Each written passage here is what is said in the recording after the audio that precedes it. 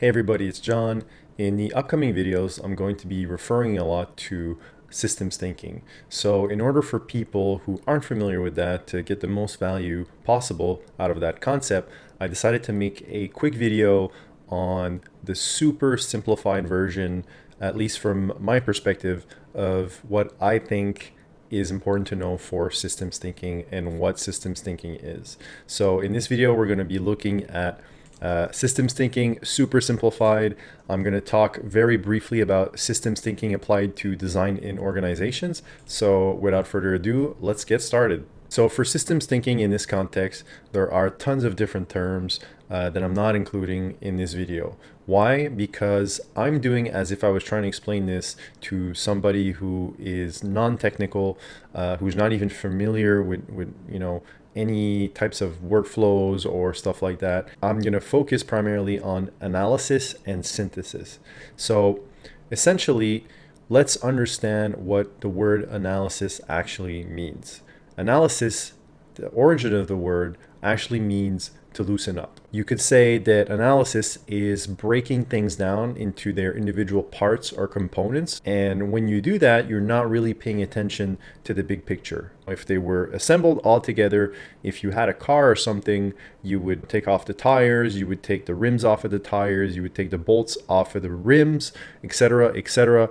And you would just look at those parts just to see how they are made, understand how they function, what their purpose is, and not taking into consideration how they fit in the overall picture. So a lot of people associate this portion with reductionism.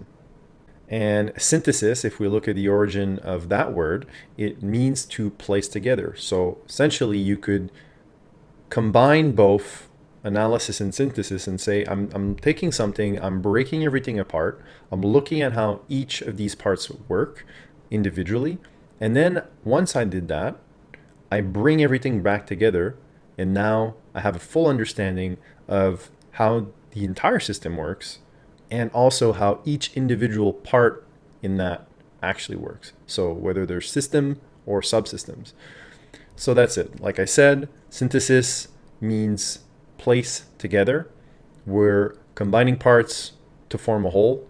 And this goes back to holism. So from that perspective, the holistic aspect of systems thinking to me is always the end goal, right? You understand and you view the big picture. But in order to get there, you need to go through the analysis phase, which is breaking everything down to understand how stuff actually works. But you should always kind of get back to a holistic view. Some people say that depending on the context, you can just do analysis and leave the individual parts. I personally haven't seen a use case for that. I always find it very hard to keep going forward if I don't reassemble things together in order to actually take action on either creating or modifying existing systems. And the holistic view is the end result of what I'm trying to get at. So these two actions, analysis and synthesis, are the fundamentals from my perspective to understand what I'm going to show you next, which is the visual kind of breakdown of systems thinking. In a nutshell, I'm going to show you this image. It won't mean much for now, but we're going to go back to it and I'm going to show it later, and then I'm going to show some simple stuff before that. But just keep this image in mind, and what this actually is a representation of a system. So let's look at this portion right here, right? You see there's two circles here that are, there's a square in between. So let's take a look. Basically, a system is an input, and then there's an output. And in between that, there's a sequence, and that's what makes a system. So there could be an event that goes in the input. Something happens as a sequence, and the result of that is a response. Normally, the event is always different when it reaches the output. So that's why in this case, I didn't bring event here, event there. I'm saying there's an event that goes into the input, something happens here, and then out comes a response. So let's look at the next portion, which is a good system should always have a feedback loop. Once something actually reaches the output, even if there's an output given to somebody else, there should always be a feedback loop that goes back to somebody who's monitoring the system in order to modify and improve the output from whatever is coming from the input. So you could say basically a sequence could be yes or no, right? Do you want to go to the movies tonight? Yes or no. And then the output is either going to the movies or not going. The sequence can also be conditional. So do you want to go to the movies tonight? If it's raining, then yes. And if it's not raining, then no. Then you can imagine sequences can get more complicated within one system. So this is another visual representation, right? Something goes in here. There's a bunch of conditional processes. And then by the end of that, there's an output to whatever the input was. This is essentially what a system is. So if we were to simplify this right here, basically a system would be an input, a sequence, and an output.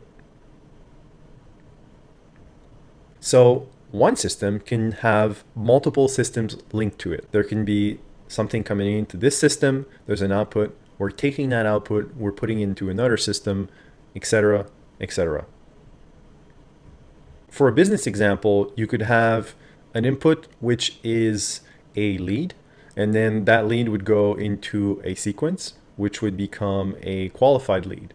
And with the qualified lead, you go into the sales system, which then makes the sales system pitch to them, negotiate, close the deal, etc. And then from there, sales actually takes the output and that becomes an input for accounting, which would then be added to the balance sheet of the organization. So that being said, you're looking at this and this seems very straightforward and linear. But in reality, combinations of systems are not linear. They're very unorderly. And things can happen where they don't necessarily need to go from point A to point Z, right? It might just go from A to F and then bring that data back into A so it can be remolded, etc. So for instance, if something is happening in sales and there's a feedback loop going continuously here, the feedback loop should also be shared across different systems. So it doesn't necessarily need to keep going to accounting to actually bring that feedback back into marketing so that they can use it in different ways. And what that looks like in a real organizational setting is something like this, where if you imagine this was the marketing, sales, this could be something else, and this could be accounting, they're not necessarily going to talk to each other always in the same order, right? Data can be passed from one system to the other. A lot of organizations that don't think in systems and think in silos, this is what happens. You see this when you actually call, for example, customer support, and then you're transferred from one department to the other, and you need to keep giving your login or credentials for them to identify you. And that is a telltale sign that they're operating all individually. Granted, there might be security reasons if you're doing, banking stuff, but in general, good customer support identifies you once. And once they understand that you can go in different departments, different systems, they can pass that data along and allow the customer to have a better experience. Because identifying yourself multiple times and giving the same context of information is not an enjoyable experience. And this is a great example of organizations that don't think in systems and don't have proper feedback loops. Because if they did, they would understand that this system is talking with another system in the organization, aka another department. And then they would actually take the data that was used in the first portion of the system and bring it along in the next system. So organizations who think in systems are going to have a much better experience for the customer, and they're going to be much quicker to give feedback from either their own system or to other systems, which translates to multiple things. Better ability to improve products and services, better ability to outpace the competition, and better ability to gain value on the market quicker, because the feedback cycle allows for the team to make changes and improvements much quicker than organizations that don't have that in place. So if we zoom out here just to show, right, if you think what I was saying earlier, if this was the same example as marketing, accounting, whatever, pretend this is your organization. Your organization is part of a system as well. Its ability to exist is because it's part of a market, which is part of a sector. So you can see that there's multiple systems that live outside of your organization. You can have all these systems in your organization, but if you're not part of a market, you're not selling. You can't communicate to the customer. So a quick example for the industry system would be the innovation surrounding the tools that allow that industry to thrive. So if in this industry they create a new tool that allows a certain portion of what your organization is doing to do it 50% faster, and you actually have the capital to acquire that tool, then you are much more valuable as an organization to this market. And then therefore you will be able to interact with that system in a much different way. So you can kind of start seeing how everything is interlinked, right? As you can either zoom into an organization, see each department as a system, and then each team can have its own system to deliver value.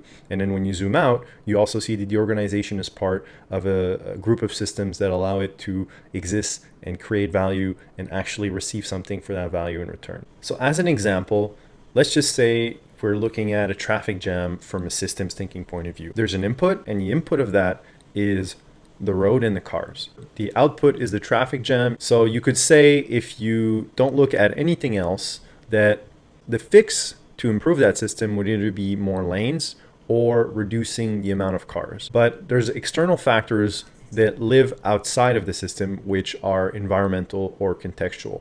So the example in this case is there's time and events, there's weather, and then there's accidents. So no matter how many lanes you add, no matter how many cars you reduce, there can still be things that are out of the control. So a system is very structured, but at the same time can be chaotic, and it needs to be able to adapt if you can make it adapt. And if not, there are some unforeseen circumstances that can arise, such as traffic jams in this case. So that's an important thing to factor in, is no matter how well you design a system, there's always going to be the environment, whether it's, like I said, these here, or it could be tied to social or economic events, market events, etc., etc. So to finish off the portion of this video, I want to give some really simple examples. And the first one I'm going to start off with, I'm actually taking inspiration from Atomic Habits.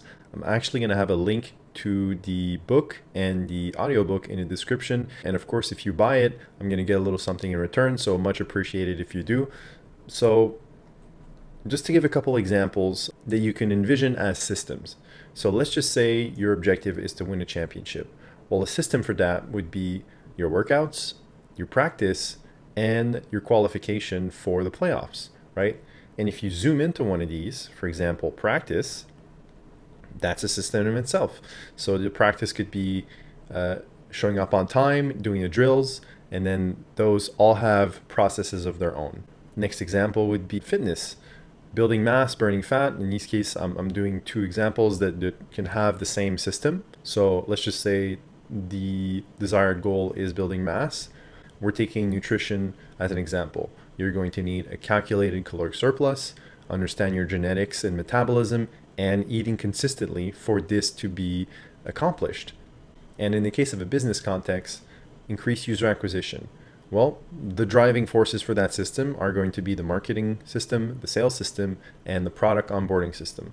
So if we take an example for the user acquisition and we look at the sales system, within that, there might be reduced sales cycle to X days and close X%. And those in themselves could be systems that have their own processes. So that in a nutshell is the fundamental core things for systems thinking. We're going to just recap very quickly. Analysis and synthesis. That allows you to look at something, deconstruct it, understand the functioning parts, reconstruct it during the synthesis phase. So now you understand how the system works. And this way you can add and modify a system and have a better understanding of the impact that it will have. So I want to go and finish this video off with a brief kind of overview on what I'll be talking about in the next videos, which is systems thinking applied to design in organizations.